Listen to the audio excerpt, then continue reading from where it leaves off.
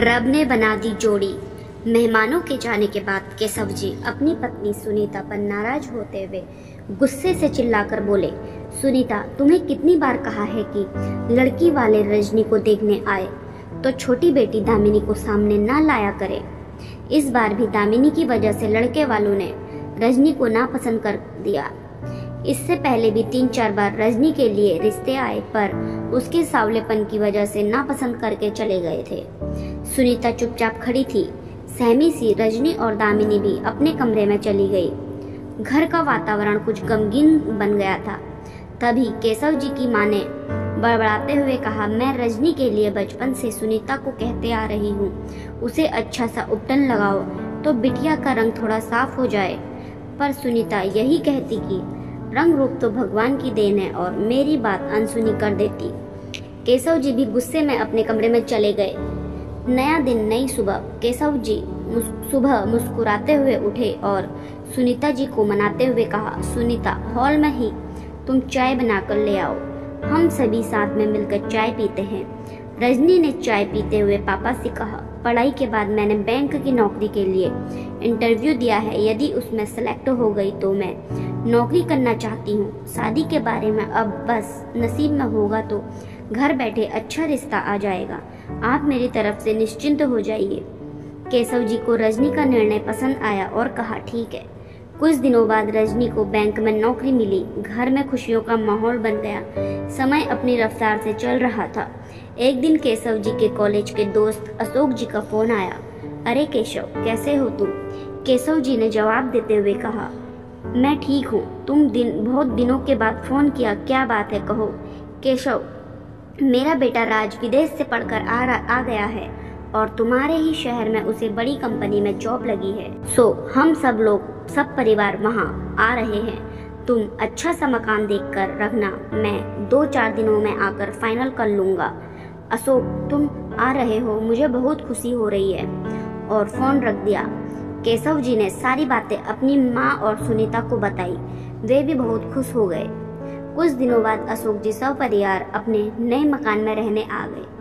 अशोक जी ने रविवार के दिन पूजा रखी, जिसमें केशव जी के पूरे परिवार को निमंत्रण दिया गया। पूजा के दिन दोनों परिवार आपस में मिलकर बहुत खुश हुए। रजनी सबसे मिलकर थोड़ी देर बाद किचन में अशोक जी की पत्नी शोभा जी का हाथ बटाने लग गई। छोटी बेटी दामिनी भी शोभा जी के यहाँ छोटे मोटे काम कर रही थी। पूजा समाप्त होने पर दोनों परिवार ने साथ में मिलकर भोजन किया। दोनों परिवार का आना जाना बना रहा। सुनीता जी और शोभा जी में अच्छी खासी दोस्ती हो गई। एक दिन अशोक जी केशव जी के यहाँ पहुँच गए। केशव जी ने मजाक करते हुए कहा, क्या बात है, भाभी को घर में ही छोड़कर आ गए हो? अरे केशव, कुछ बातें अकेले ही करनी थी तो मिलने चला आया। क्या बात है अशोक, कुछ कहना चाहते हो तो दिल खोलकर कहो, मैं तुम्हारा दोस्त हूँ। केशव, मैं बेटे राज की शादी को लेकर चिंतित हूँ। केशव ने हंसते हुए कहा, इसमें चिंता की क्या बात है? राज तो पढ़ा लिखा और दिखने में स्मार्ट है और इकलौता बेटा है। बड़ी कंपनी में नौकरी कर रहा है।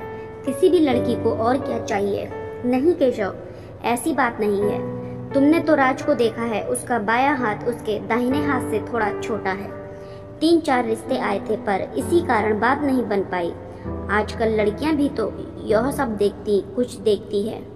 अगर तुम बुरा ना मानो तो मैं तुम्हारी बेटी रजनी का हाथ अपने बेटे राज के लिए मांगना चाहता हूँ। मैंने देखा है कि रजनी बहुत समझदार और संस्कारी है। यदि तुम्हें मंजूर हो तो। सुनीता भी किचन से खड़ी खड़ी सारी बातें सुन रही थी। उसकी आंखों में खुशी के आंसू बहने लगे थे। केशव जी ने कहा, अशोक, यह सारी बातें शोभा भाभी तथा राज को बताया है कि नहीं? नहीं केशव, पहले मैं तुम्हारे मन की बात जानना चाहता था। तभी सुनीता चाय नाश्ता लेकर आ पहुंची और अशोक जी ने हंसते हुए कहा, सुनीता भाभी, आपने तो पूरी बात सुन ली है। क्या रजनी को हमारे घर की बहू बनाओगी? सुनीता मुस्कुराते हुए अंदर चली गई। अशोक जी ने जाने की अनुमति ली और अपने घर चले गए। डिनर के वक्त अशोक जी ने पत्नी शोभा से रजनी और राज की शादी की बात की पर शोभा सुनते ही नाराज हो गई और कहा, यह क्या अशोक, तुम बिना बताए बिना सलाह लिए शादी की बात कराए, यह अच्छा नहीं किया। तुम्हें मालूम है हमारा राज स्मार्ट है, पढ़ा लिखा है। रजनी सांवली है, मुझे पसंद नहीं। मुझे गोरी खूबसूरत बहू चाहिए थी, पर अशोक यदि तुम उनकी छोटी बेटी दामिनी के लिए तैयार हो तो मुझे यह रिश्ता मंजूर है। अशोक के चेहरे की खुशी एकदम गायब हो गई। अशोक ने राज से पूछा, राज तुम्हें रजनी कैसी लगती है, तुम्हें पसंद है? राज ने कहा, पापा मैं दिल से कहता हूँ मुझे रजनी पसंद है। मैंने पूजा के समय उसका व्यवहार और संस्कार देख लिया था।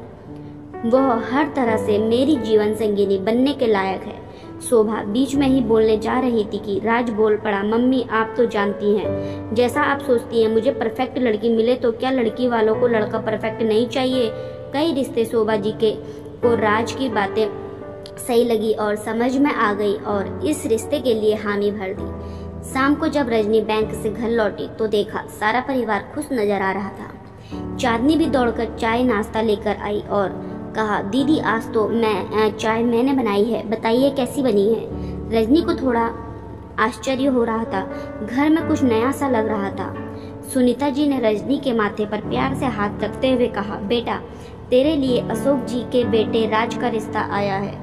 रजनी के हाथों से चाय का प्याला गिरते गिरते रह गया। क्या? हाँ, हम सबको रिश्ता पसंद है, बस तुम्हारी पसंद नापसंद का इंतजार है। तुम जैसा चाहोगी वैसा ही निर्णय होगा। रजनी एकदम से गुमसुम हो गई। रजनी ने कहा, मैं एक बार राज से मिलना चाहती हूँ। दूसरे दिन शाम को एक रेस्टोरेंट में दोनों मिले। दोनों काफी देर तक खामोश थे। पहल रजनी ने की, राज तुमने मुझ में ऐसा क्या देखा जो तुम शादी के लिए राजी हो गए? राज ने हंसते हुए कहा, मुझे मालूम था तुम यह सवाल जरूर करोगी। रजनी, जब तुम पहली बार हमारे घर आई थी तो और सीधे किचन में चली गई थी, तब मुझे एक नज़र में ही पसंद आ गई थी, पर कभी हिम्मत नहीं हुई कि तुम्हें और घर वालों को बता सकूं। पर मैंने सोच लिया था कि शादी तो तुमसे ही करूंगा, बस और कुछ नहीं। पर रजनी, मैं तो तुमसे पूछना ही भूल गया कि तुम मुझे पसंद करती हो कि नहीं, क्योंकि मेरे हाथ की खामी के बारे में तुम्हें मालूम ही है। रजनी कुछ उदास सी हो गई और कहा, राज मैंने शादी का विचार ही छोड़ दिया था, पर तुमसे मिलने के बाद ऐसा लगा कि हम दोनों एक दूसरे के पूरक हैं और हमारी जोड़ी जम जाएगी। मुझे यह रिश्ता मंजूर है। रेस्टोरेंट से दोनों खुशी खुशी बाहर आए और घर पहुंचकर माता पिता को यह खुशखबरी सुनाई। अच्छा सा मुहूर्त देखकर राज और रजनी के मंडप में दूल्हा दुल्हन बने अग्नि को साक्षी मानकर जीवन साथी बनने जा रहे थे। तो दोस्तों, लड़का हो या लड़की, कुछ न कुछ कमी होती है, उसे नजरअंदाज कर जीवन में आगे बढ़ा जा सकता है।